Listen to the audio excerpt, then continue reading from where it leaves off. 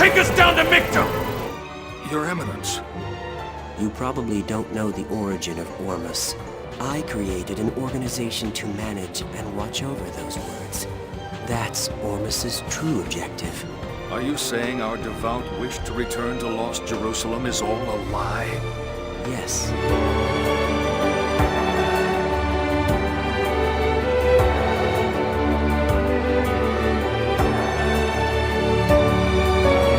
How are both you and Cosmos connected to that woman? My body is Mary's body. Inside of Cosmos sleeps Mary's will. You are the key, Shion. You're the maiden of Mary Magdalene.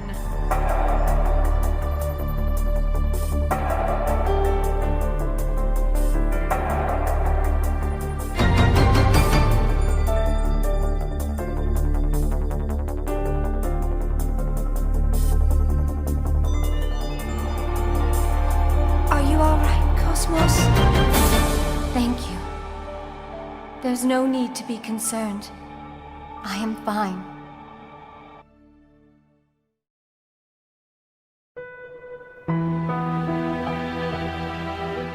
Chapter 59. A Painful Decision.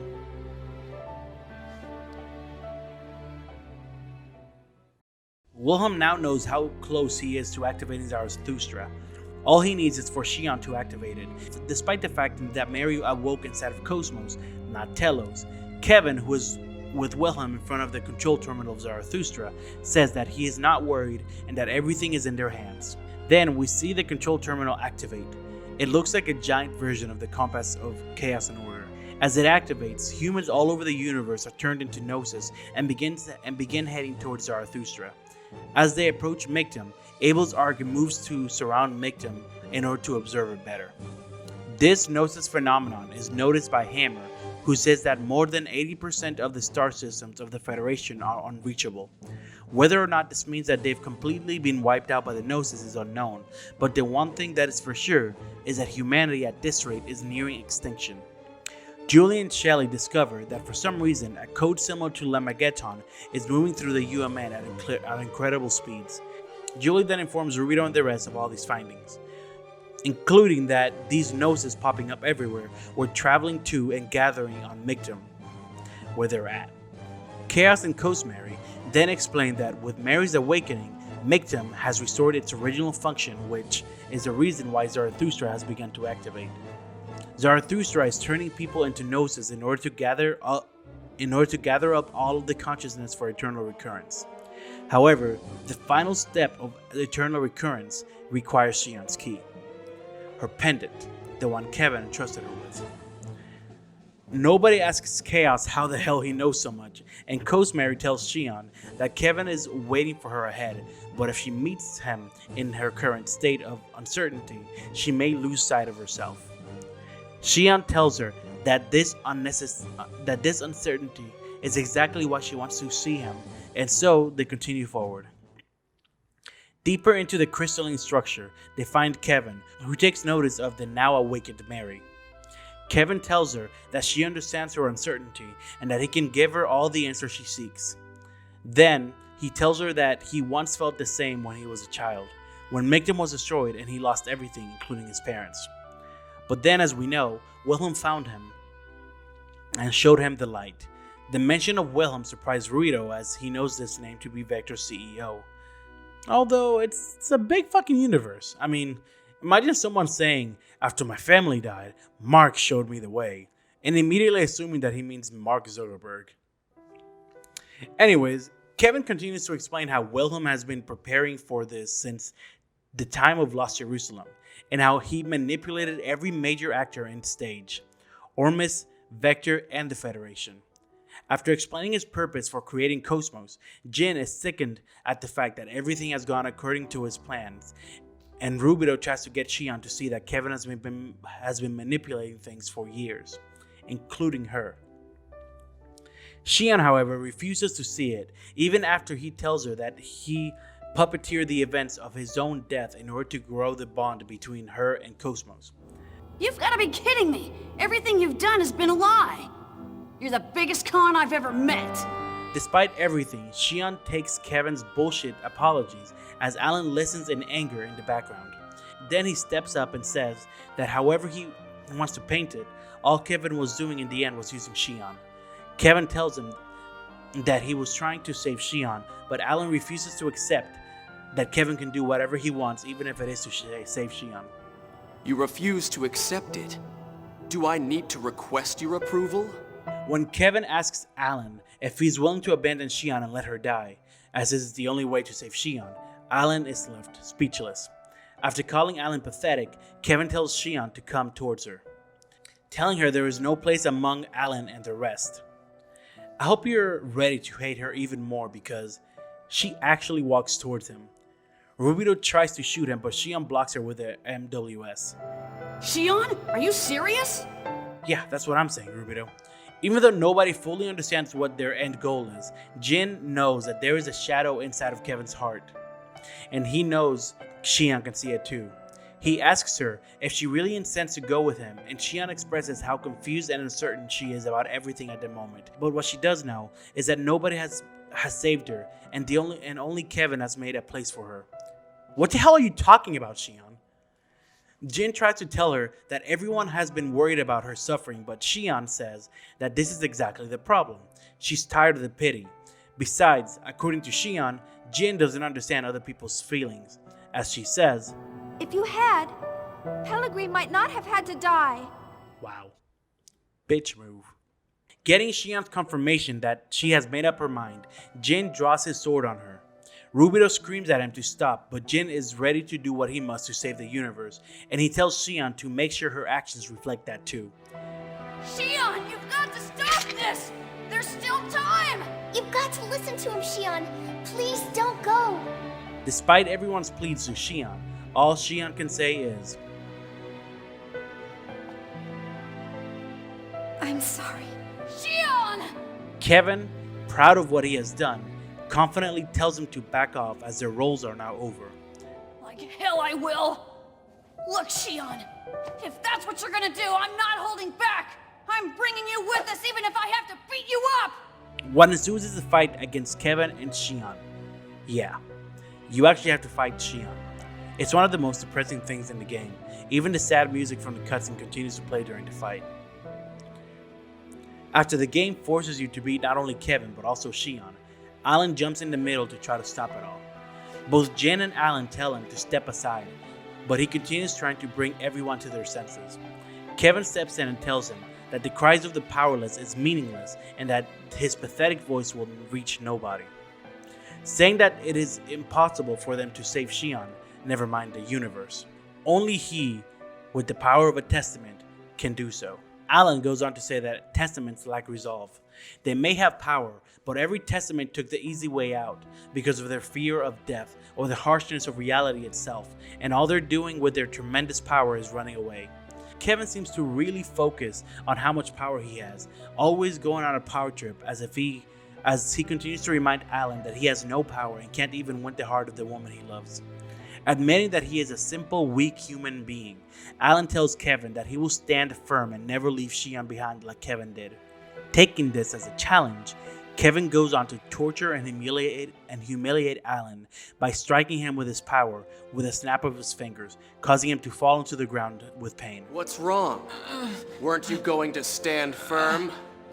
As Alan is thrown against the wall, Kevin calls him pathetic, but even in his weak human form, Alan gets up again, not allowing Kevin to defeat him.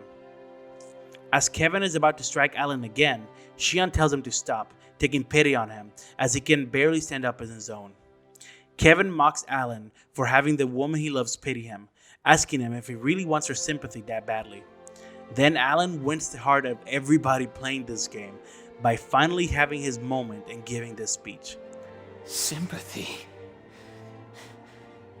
You don't understand Chief's suffering like I do. I understand her feelings, her pain, and her sadness. And despite that, she struggled alone to do everything that she possibly could. You don't have any idea how much she's been hurt, or how she's suffered. How could anyone like you understand? You have no idea how much she's cried. Ellen, please, that's enough! It's all right. You've done enough. Why do you have to suffer like that? You see, I wanted to cry in her place.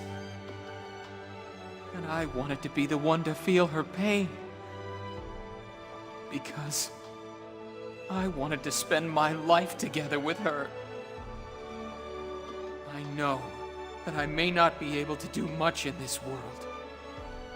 But I would do absolutely anything for her. So then do you think you can take her away from me? Shion may find your feelings to be too much of a burden for her. Even if that was the case, the feelings I have won't ever change for her. Like you said, I'm a pathetic man. All I could ever do was watch her from afar. But there's no way I would ever abandon her. I won't lose to someone like you, who has only run away. I'm taking Shion back, no matter what happens. All right then. Taking this once again as a challenge, Kevin attacks Alan one last time. But it is blocked by Cosmary. She tells Alan not to give up, as he is almost there, and she helps him walk towards Shion. Kevin tells Cosmary that this is defying Wilhelm's will, but as she says, she must protect Shion. His will is irrelevant to me. Hell yeah! Realizing now that neither his creation, Cosmos, or his saint, Mary, are on his side, Kevin tells Cosmos that she has truly been a failure and that Mary's consciousness has changed inside of her. She is not Mary's will as it should be. But, maybe that's a good thing. As Cosmary gets closer to Shion, she asks Shion if this is what she really wants, to betray everyone. Desperate, Kevin attacks Mary, but it misses, because Shion pulled his arm down. It is now okay to start liking Shion again. Now, let's get on with this breakup speech. I'm just gonna let it play. Kevin, all I ever wanted was to be with you, even if that meant that I was being used, even if I was being deceived. As long as I could be by your side, I thought it didn't matter. But now I know that's not true. It's wrong for me to sacrifice others for it. If I do that, if I run away into the past, all I'm doing is repeating the misery inside me. But Shion, what are you saying? I do love you, dearly. I'm sure we would be happy together. There's nothing that I would want more. But I can't stand the idea of being the only one who finds happiness. If I can't share it with everyone, then there's no meaning to happiness. And I don't want to be alone anymore. Shion, no. Are you leaving me?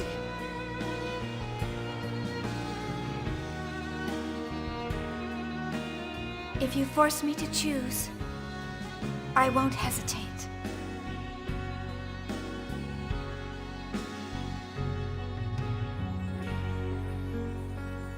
I stand with them to save this universe. That's right, Kevin. Get your shit out of here. Kevin, however, much like Voyager, doesn't take rejection well. He tries to get Shion to listen to him, telling her that if she rejects him, she will die. But Shion has made up her mind. I am no longer your tool to play with. After the best reaction face ever, this looks like the face of a dude who didn't know it was possible to not get his way. Kevin decides he won't hand her over voluntarily, and that he will eliminate those who confuse her. And thus, another boss fight starts with Kevin at full force. I gotta be honest, this was almost going to be like Orguja from Xenosaga 2 for me. He beat the hell out of me multiple times, but I did eventually beat him. He was just really freaking hard. After the fight, Kevin tries to convince Shion that she's just confused.